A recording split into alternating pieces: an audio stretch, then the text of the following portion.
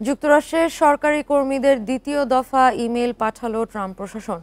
গতবারের মতো এই মেইলেও এক সপ্তাহের কাজ এবং অর্জনের সারসংক্ষেপ জানিয়ে জবাব দেওয়ার নির্দেশ দেওয়া হয়েছে। এ খবর জানিয়েছে বার্তা সংস্থা রয়টার্স।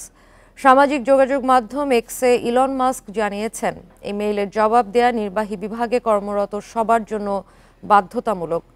মেইলপ্রাপ্ত কেউ যদি কোনো গোপনীয় বা সংবেদনশীল কাজে যুক্ত থাকে সেটি জানিয়ে হলেও মেইলের জবাব দেওয়া উচিত। গতবারের মতো এবার মেইলে চাকরিচ্যুতির হুমকি দেওয়া হয়নি, তবে প্রতি সপ্তাহের শুরুতে একই ধরনের জবাব তারা আশা করছেন বলে জানানো হয়েছে।